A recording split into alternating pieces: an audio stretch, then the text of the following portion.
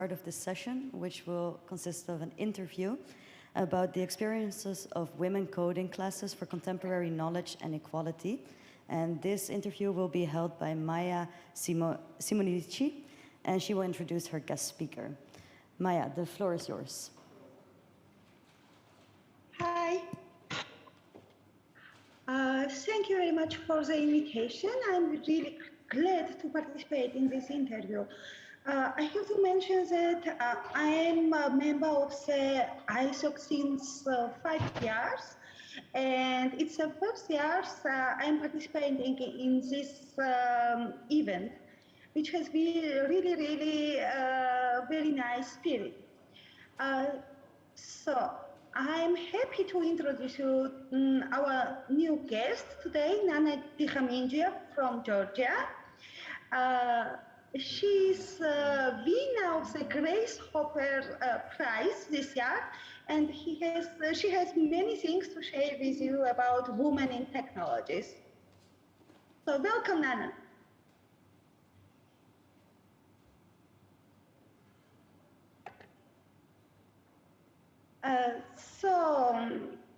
My first question is that you are actually refugee from Abkhazia.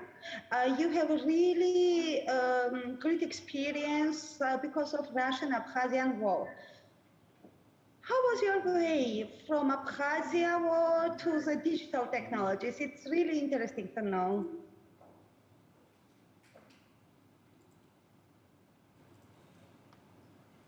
So something is with.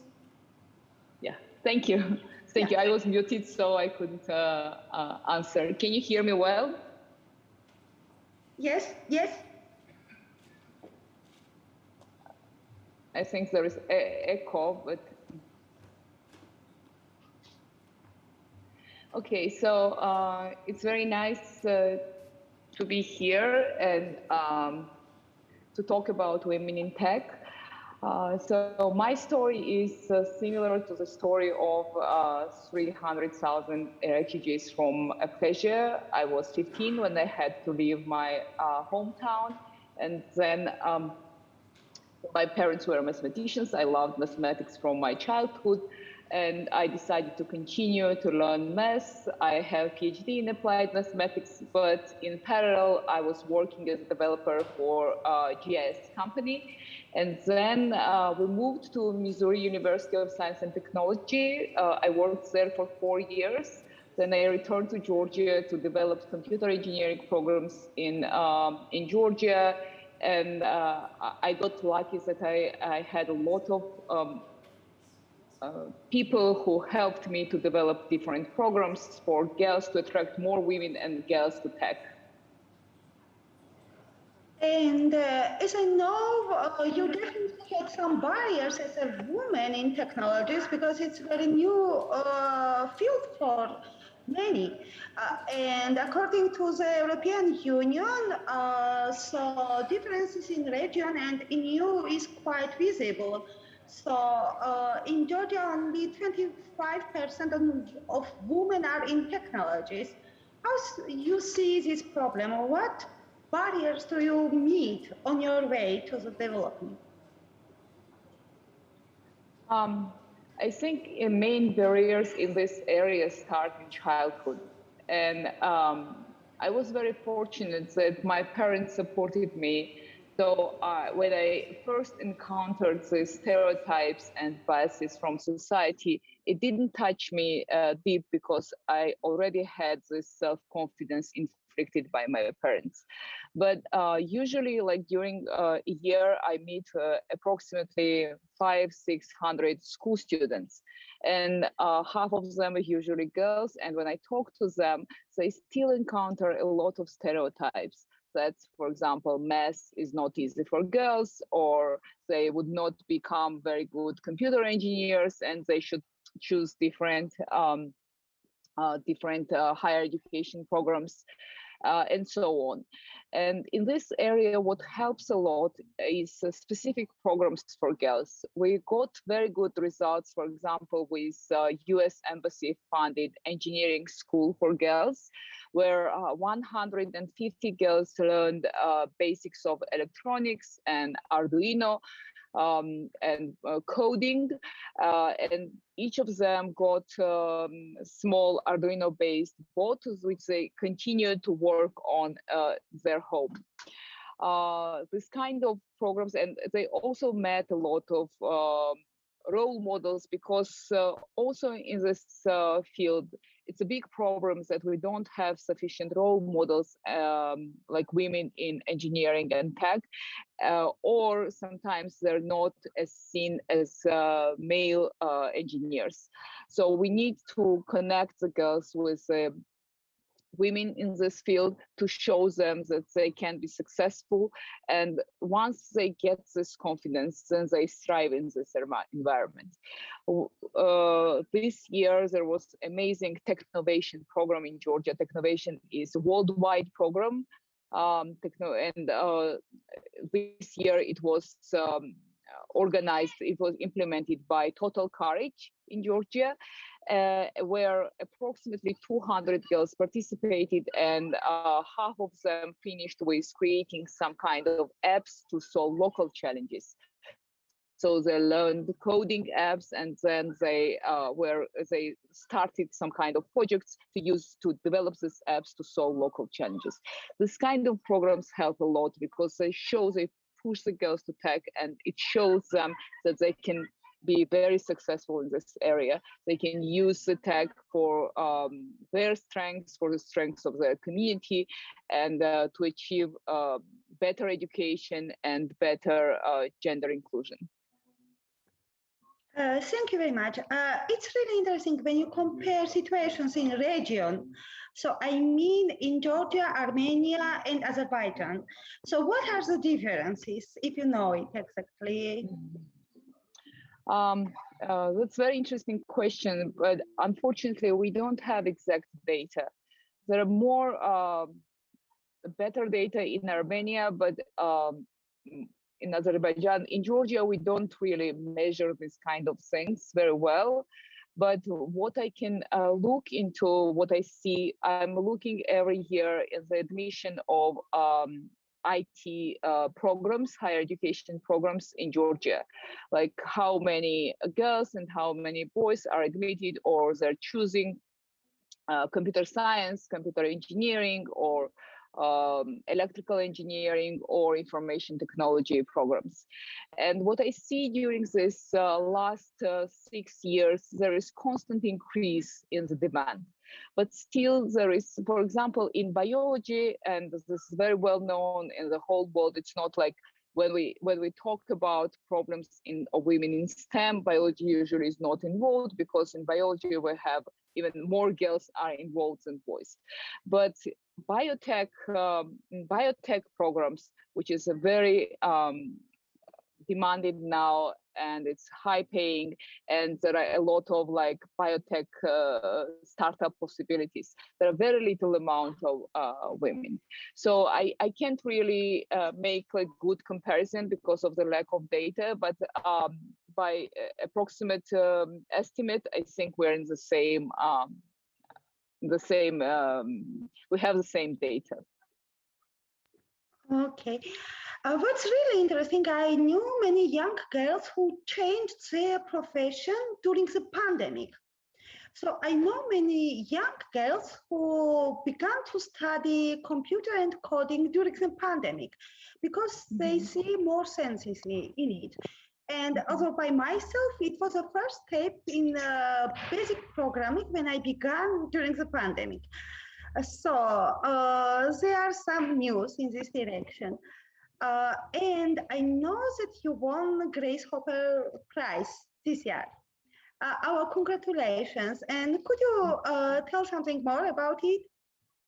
So about Grace Hopper Prize, what it was for, and why it's very interesting.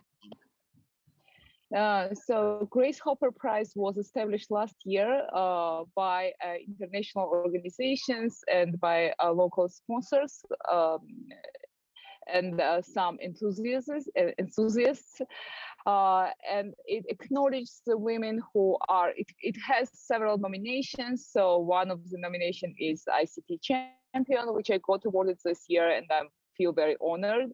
But actually, a lot of women are in tech in Georgia. They're doing a great job in promoting the field and also attracting the girls and into the field. So it also has nominations as emerging leader for young women who are promoting the field or doing like research in IT field, and also supporter like best gender inclusive companies and this kind of things. So it's very good. And also pandemic, you mentioned how pandemic pushed more girls to the tech, and it's not only about girls. What I see, pandemic showed us that we don't have any other ways other than technology. So every area, every profession will need to know at least like basics of coding and understanding of data science. So everyone now is moving to tech. So I think it had this good influence.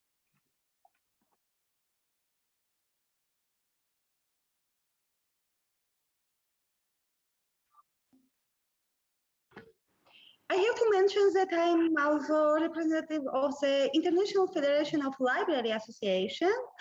And it would be really interesting to know how the general education can involve coding in programs and what libraries might be doing to improve the situation. Thank you. Yeah. Of course, there are several initiatives now, even from the Ministry of Education of Georgia, to promote coding in schools. They started introducing, like for second and third grades, coding on Scratch, and they're working on standards for seventh and eighth grade to have elective coding classes in different areas. This will be good. We are actually a little late with that. We should have started it like 15 years ago, but still these are good initiatives. And fortunately, we also have a lot of different international grants. For example, I was a manager of the big project which brought into 100 Georgians public schools the coding classes as clubs, like for during 1 year. Actually, now 60 schools are involved already, and 40 will be added starting from the next year. So in total, it involves 100 schools. And the school students, high schoolers, they're learning during 1 year either coding on Python or front-end development or web development or tech entrepreneurship with different areas. And they're participating in the challenges. Or, for example, the summer clubs or summer camps, boot camps for high schoolers. This is also useful. For libraries, so libraries nowadays in the whole world, especially in developing countries, they're becoming not only provider of the books, but also like community interaction services. So I think it will be very good if library would have some kind of opportunities to use like robotics kits or computer classes for coding, and maybe we can develop some kind of programs involving volunteers who could teach the library users coding. Thank you. What I can share with you is that I am now preparing a project to study basic programming at the libraries in the frame of CDG and the United Nations project. And our teacher, Mariam Zulukidze, who would join today us, but she has another circumstances now, told me that she met a lot of stereotypes during her study and in the programming field. So I would ask you, what was the most evident stereotypes you meet in your field? So what we have to overcome the most? Yeah, so the worst thing is that when parents do not not think that they should bring, like, engineering toys or robotics toys for their girls. So they don't encourage girls to choose this kind of games or this kind of clubs. And that gives the message to them that they're not as good as boys in the engineering, first of all. And also we know that interest of the children usually develop when they're not even in the schools. So it starts from the preschool years. So that's where we need to work more. We shouldn't have any, if you go to any store, even in now Lego started some actions, and different toy stores started in Europe and in US, that the toys should be mixed, right? There shouldn't be shelves of girl toys and boy toys. There was very interesting interviews, or like Vox Pop in Georgia last year, where parents even were differentiating the books by colors. Of course, it makes very incorrect, it gives very incorrect messages. But also a lot depends on teachers at schools. They should not discourage girls from learning math, and we need more gender inclusive books. We need to put more women role models in engineering in these books, and to talk more about how girls can achieve the same in these areas as boys.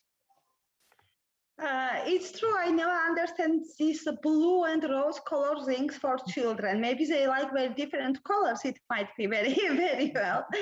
Thank you, Nana. I would be happy to know if someone has question, because Nana has really great experience in this field, and we would share our knowledge with you. Is there any questions?